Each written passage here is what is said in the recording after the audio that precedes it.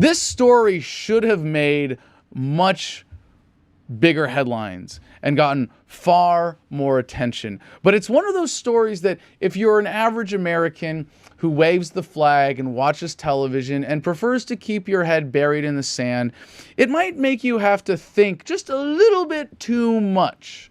Surprisingly, in that regard, coming from the Marine Corps Times, who couldn't avoid such a story. But this is really, really great coverage, except it's missing one very important thing that you'll see in the mainstream, but you won't see in the people that are covering stories like this. A U.S. Army veteran was charged Thursday with joining up with an al-Qaeda group to fight against the government of Syrian President Bashar al-Assad. Now, here's where the first fuse blows in the average American's mind. Like, wait a second. But how can you arrest a combat veteran for going after the enemies of America on his own time? Okay, Syrian President Bashar al-Assad, the United States government has clearly made him out to be the bad guy. And he is a bad guy. He's not the bad guy. Lots of bad guys in the Middle East. He's one of many bad guys, formerly head of a stable government, now embroiled in a years-long civil war. And the American government has clearly taken sides on this. Eric Haroun, 30, of Phoenix, was charged in U.S. District Court in Alexandria with conspiring to use a weapon of mass destruction, specifically an RPG, outside the U.S. Again, the Boston bomber gets charged with using a weapon of mass destruction for a pressure cooker bomb. And it's a tiny, tiny fraction of the explosive capabilities of what the Iraq military had before the invasion. But Barack Obama said, no. Bush lied. Iraq had no weapons of mass destruction. We're just going to totally widen the definition now so that any weapon of mass destruction can include anything that's designed to kill more than one person at once. So a bullet with really good penetrating power that could go through a person and kill another. That's now a weapon of mass destruction, along with an RPG, according to the government. According to an FBI affidavit, Haroun, who served 2 years in the army before being medically discharged, was engaged in military action in Syria, siding with rebel forces against the Syrian government from January to March of this year. He told FBI investigators that he traveled to Turkey in November hoping to join the Free Syrian Army, a rebel group. In January, he crossed the border and made contact with the Free Syrian Army, which outfitted him 2 Russian rifles, according to the affidavit. I mean, I don't know why you'd need 2.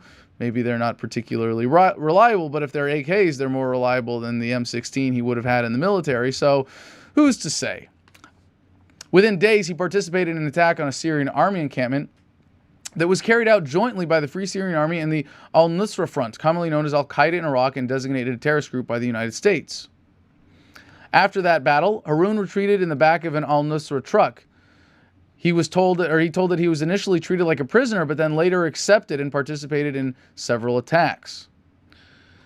And the al-Nusra fighters actually specifically asked him, why are we being designated a terrorist group? We're the rebels. We're the ones fighting against the tyrant.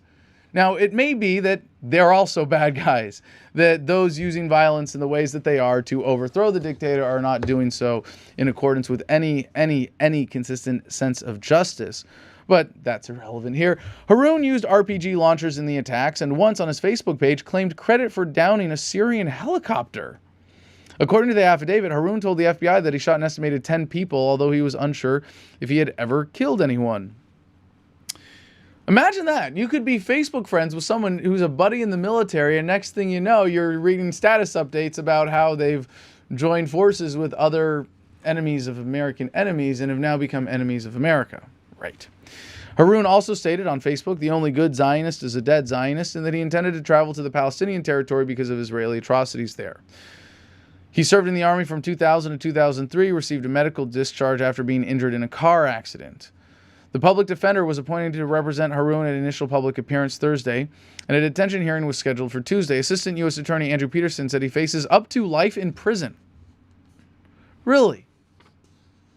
You've designated the Assad regime as the bad guys, to the point where, here's the missing detail, John Kerry is going overseas telling about how we're going to support the Syrian rebels, and he wants to give them, the United States government, the Obama administration has already pledged And this is after everything that Hillary Clinton did in Syria and all the money that she funneled to the rebels there. More than $250 million freaking dollars. How many people do you think they're going to kill with $250 million?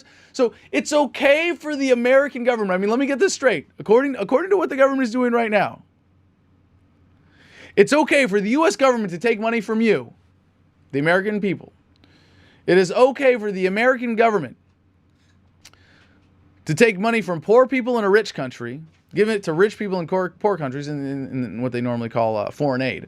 But in this case, giving it to violent rich people in poor countries, those that have taken over the rebel forces in Syria, whether or not they're rich may be up for debate. But hey, they're $250 million richer than they just were, thanks to the Obama administration. But if you take some of that money and use it for what the government is giving it to them to use, you could go to prison for life. Holy fucking shit. He flew back, this is Haroon, to the U.S. Wednesday through Dulles International Airport, just around the corner here, where he was arrested and questioned by FBI agents. Last year, this man, the public defender, actually represented another Northern Virginia man, Mohammed Saweed, who pled guilty to spying on U.S.-based Syrian dissidents on behalf of the Assad regime. Saweed said that he was motivated to help the Syrian government because of his fear that Islamic extremists would take hold if if Assad's secular regime were overthrown. So you can't win here. Don't get involved. You little peons, you American people. No, don't get involved in any of these overseas conflicts. You cannot interfere with the government's policy of isolationism. We are only going to use the government to relate to people around the world, and they are going to love us because our government is so wonderful. Haroon is not charged with providing material support to a terrorist group, but instead conspiring to use a weapon of mass destruction outside the U.S., a law that applies to U.S. nationals operating anywhere in the world. The statute makes no distinction or exception for an individual who may be fighting a hostile regime. But if you're paying for that weapon of mass destruction, you might just get nominated to be Secretary of State. Well, it's not like going to the beach fun or making out with your sister fun. It's more like an appropriate welcoming committee, I believe.